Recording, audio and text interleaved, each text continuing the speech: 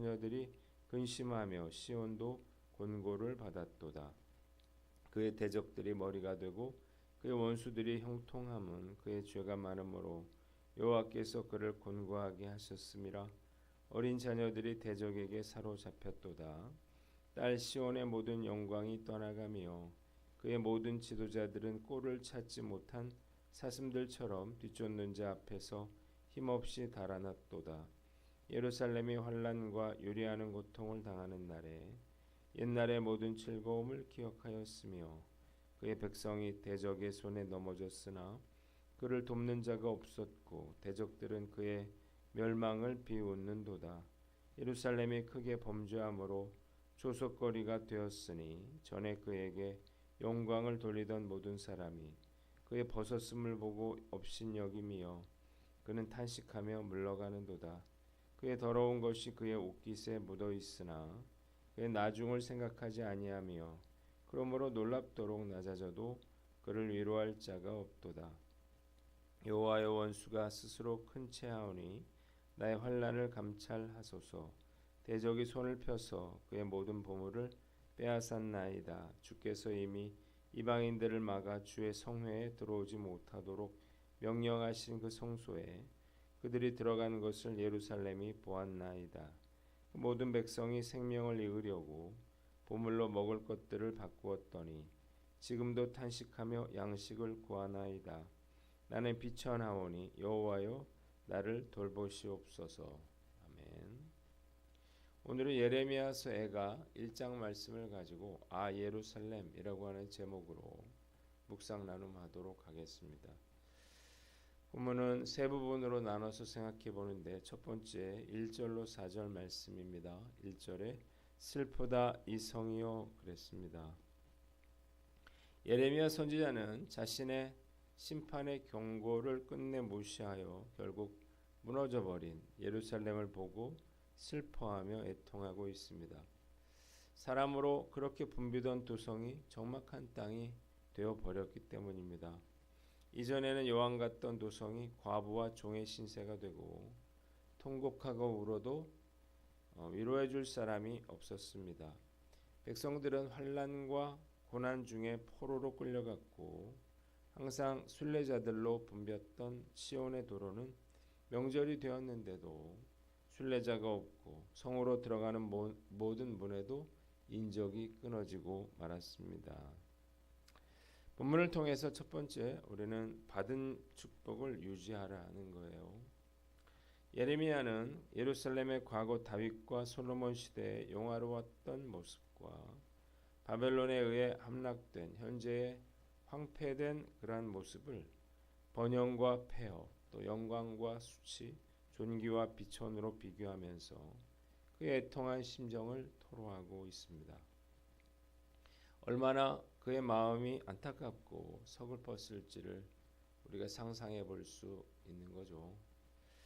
과거 80년대, 90년대 영적 부흥을 경험했던 세대로서 저는 우리의 자녀들에게 그와 같은 놀라운 일들을 보여줄 수 없는 것, 이것을 늘 아쉬워했습니다.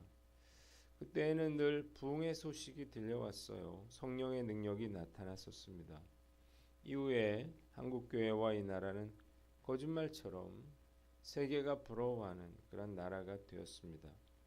얼마 전 미국에서 한국대학 입학 설명회가 성황중에 열렸다라고 하는 그런 소식을 들으니까 정말 놀랍다는 생각을 하게 됐습니다.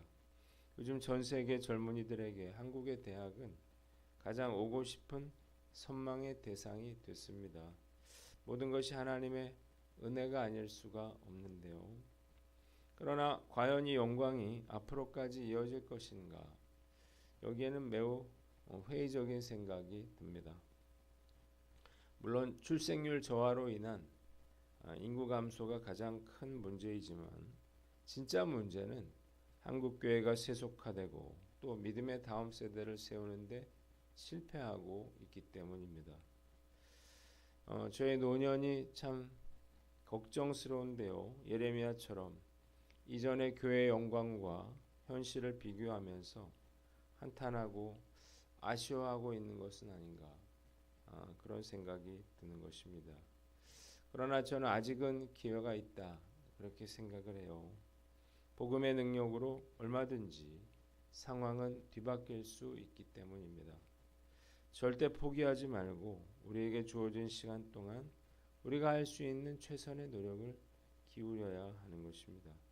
그래서 우리의 손자 때에도 이 교회의 영광을 경험할 수 있도록 해야 되는 거예요. 우리 교회학교 또 중고등부 청년회가 한국교회의 부흥을 이어가는데 쓰임받을 수 있기를 간절히 기도합니다. 두 번째 5절로 9절 말씀인데 5절을 봅니다. 그의 죄가 많음으로 여호와께서 그를 곤고하게 하셨음이라 그랬습니다. 대적들이 머리가 되고 원수들은 번영했습니다. 이유가 무엇인가요? 하나님께서 백성들에게 고통을 주셨기 때문이에요. 아이들까지 다 포로로 끌려가고 지도자들은 힘 한 번 쓰지 못하고 달아나고 말았습니다.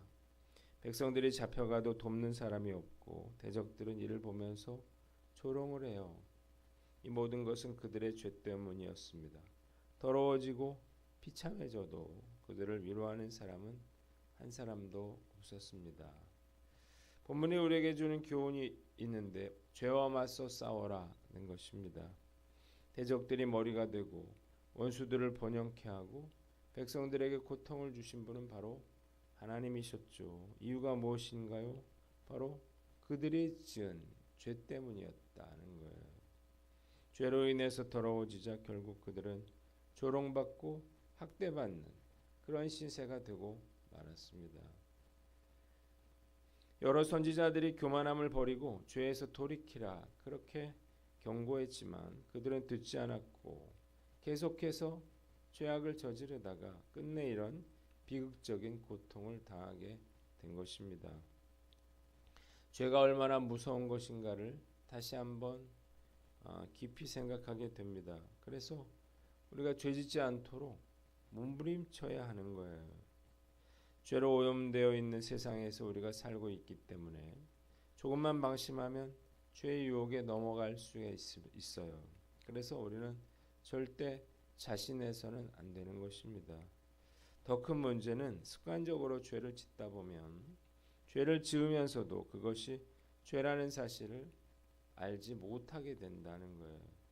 뿐만 아니라 반항심이 생겨서 회개할 수도 없습니다.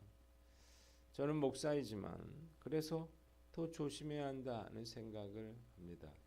늘 사단이 저를 넘어뜨리려 기회를 노리고 있기 때문이죠. 고난과 위기가 저를 쓰러뜨리는 것이 아니라 죄의 유혹이 저를 한순간에 무너뜨리고 고통으로 이끄는 것이라는 사실을 제가 알고 있는 것입니다. 요즘 많은 목회자들이 이런저런 이유로 무너져 가고 있는데 정말 안타깝고 두려운 마음이 들어요. 바닷속에 살면서 소금에 절여지지 않는 물고기처럼 세상 속에서도 죄로 오염되지 않는 거룩하고 순결한 믿음의 종이 되는 그런 사람이 되기를 다짐해 봅니다. 세 번째 9절 하반절부터 11절까지인데 11절을 봅니다. 나는 비천하오니 여호와여 나를 돌보시옵소서 그랬습니다. 이와 같은 절망적인 상황에서 예레미야는 하나님께 자신의 고통을 살펴달라 이렇게 간절히 기도하고 있습니다. 대적들이 성전의 보물들을 빼앗고 거룩한 성전을 더럽혔으며 온 백성들이 탄식하며 살아남기 위해 먹을 것을 찾아 헤매는 비천한 신세를 돌아봐달라 이렇게 호소하고 있는 것입니다. 본문이 주는 교훈이 있는데 절망적인 상황에서도 기도를 포기하지 말아라는 거예요. 예레미야 선지자는 이런 절망적인 상황에서도 하나님의 도움을 구하는 그런 기도를 올려드립니다.